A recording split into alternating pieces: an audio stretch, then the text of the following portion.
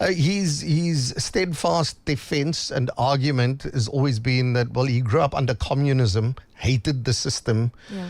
Chris Hani was the leader of the Communist Party, and this was his motivation for having done this. Did you buy the argument after having sat down with him for 3.5 years? Was he just a hired gun who had a convenient excuse for having gone and done it, do you think? I think it was a mixture of both. You know, people would love things to be so binary or sort of black and white, and they're not. I think that he was an out-and-out racist. He was a white supremacist. I think the communism thing was a part of it, but I think he felt, you know, I've escaped. I've left Poland, where his parents' company was closed down several times, and they lost everything. And I've come to this beautiful country. He loves South Africa, and he would love to come back. He views this as his home. And not come back. And I think he felt that he believed that black people were going to destroy it, and he still believes that. And you know, there's no deviation from that. That he's just a dyed-in-the-wool racist white supremacist. And people are so shocked by that, but they're everywhere. Guys, they are everywhere. They walk among us. Let's not kid ourselves.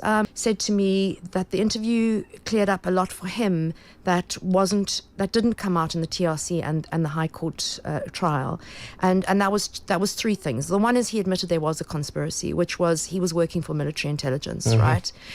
He'd lied about that before at the TRC, which was one of the reasons he was denied amnesty. The second was it became clear to me that he was an extremely well-trained assassin, which means that Chris Hani died very, very quickly. In fact, when I said to him, "Did you say anything to him?"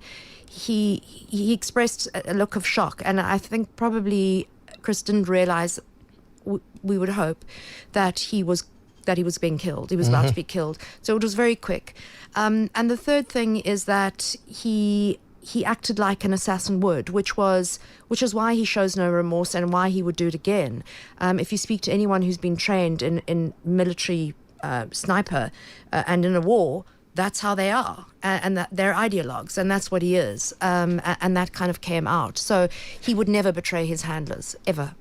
He would rather die than do that. And it's sad, but one would have thought by now the full extent of the story would have been told clearly. As you say, he takes this to his grave with him, and those whom he is protecting will forever remain protected, whether they're dead or alive. Yeah, I mean, look, the head of military intelligence, who was extremely senior, came to visit him at a glass factory in the middle of nowhere, shortly before, and that he would not have done that had he not been given a massive task ahead, Tini Groenewald. So I think that